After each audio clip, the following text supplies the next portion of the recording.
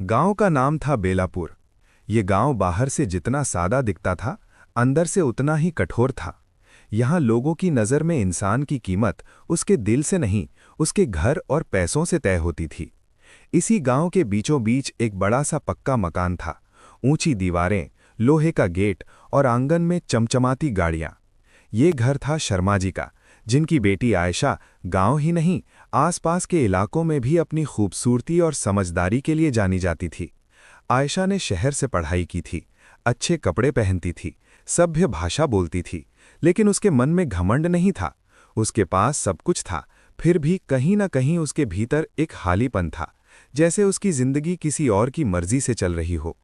उसी गांव के आखिरी छोर पर, जहां पक्की सड़क कच्ची मिट्टी में बदल जाती थी, एक छोटी सी झोंपड़ी थी।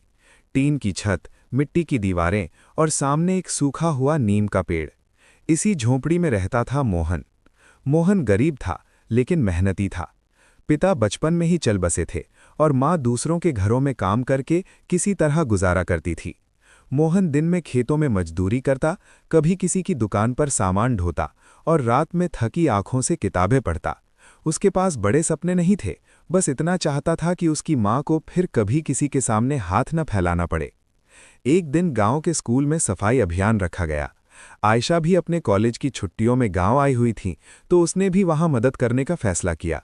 स्कूल के आंगन में झाड़ू लगाते लगाते उसकी नज़र मोहन पर पड़ी, जो टूटी हुई मेज़ें ठीक कर रहा था। उसके हाथ खुरदुरे थे, कपड़े साधारण थे, लेकिन उसकी आंखों में अजीब सी शांति थी।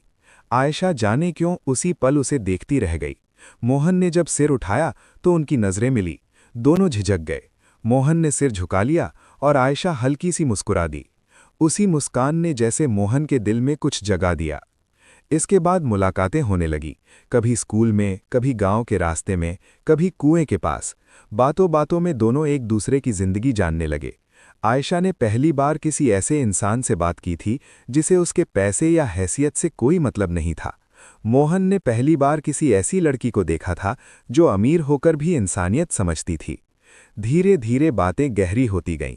आयशा मोहन से अपने मन की बातें कहने लगी और मोहन उसकी हर बात को ध्यान से सुनता। एक दिन आयशा ने कहा कि लोग गरीब और अमीर में इतना फर्क क्यों करते हैं। मोहन ने बहुत सादगी से जवाब दिया कि फर्क लोग करते हैं, ऊपर वाला नहीं। उसी दिन आयशा को एहसास हुआ कि उसे मोहन से प्यार हो गया है, और मोहन ये बात पहले ही समझ चुका था। लेकिन गांव में कुछ भी ज्यादा दिन छुपा नहीं रहता। किसी ने दोनों को बात करते देख लिया और बात शर्मा जी तक पहुंच गई। जिस दिन शर्मा जी ने आयशा से सख्त आवाज में पूछा कि क्या वो मोहन से मिलती है, उस दिन आयशा की दुनिया हिल गई। उसने झूठ नहीं बोला, उसने साफ कहा कि वो मोहन से प्यार करती है। शर्मा जी को जैसे किसी ने जोर का तमाचा मार दिया हो। उन्होंने गुस्से में कहा कि एक गरीब लड़के ने उनकी बेटी को फंसा लिया है। उसी रात मोहन को पंचायत में बुलाया गया। गांव के बड़े बड़े लोग बैठे थे और बीच में मोहन सिर झुकाए खड़ा था। किसी ने कहा कि उसकी औकात नहीं कि वो आयशा जैसे घर की लड़की के बारे में सोचे। किसी ने कहा कि ऐसे लोगों की वजह से गांव बदनाम होता है। मोहन ने कुछ नहीं कहा, बस इतना बोला कि उसने कोई गुनाह नहीं किया, उसने सिर्फ प्यार किया है। अगले ही दिन आयशा को जबरदस्ती शहर भेज दिया गया और मोहन को गांव छोड़ने पर मजबूर कर दिया गया। दोनों को एक दूसरे से बात करने तक की इजाजत नहीं दी गई। मोहन शहर चला गया, जहां उसने बहुत संघर्ष किया। कभी भूखा सोया, कभी गालियां सुनी, लेकिन हार नहीं मानी। उसने पढ़ाई जारी रखी और धीरे धीरे एक स्कूल में सहायक शिक्षक बन गया। उधर आयशा की सगाई एक अमीर लड़के से तय कर दी गई, लेकिन आयशा का मन नहीं माना। उसने साफ कह दिया कि वो बिना प्यार के शादी नहीं करेगी, चाहे कुछ भी हो जाए। कई साल बीत गए। एक दिन गांव में एक शिक्षा कार्यक्रम हुआ, जिसमें शहर से कई लोग आए थे। उसी कार्यक्रम में मोहन भी आया था। आयशा उसे देखकर रो पड़ी। दोनों बहुत देर तक चुपचाप एक दूसरे को देखते रहे। मोहन अब पहले जैसा कमजोर नहीं था और आयशा अब पहले जैसी डरी हुई नहीं थी। दोनों ने तय किया कि अब वे पीछे नहीं हटेंगे। शर्मा जी बीमार पड़े और उसी समय मोहन ने बिना किसी शिकायत के उनकी मदद की, दिन रात सेवा की। शर्मा जी ने पहली बार समझा कि इंसान की असली पहचान पैसे से नहीं, कर्म से होती है। आखिरकार गांव के मंदिर में बहुत सादगी से आयशा और मोहन की शादी हुई। न ढोल, न तामझाम, बस कुछ लोग और सच्चा प्यार।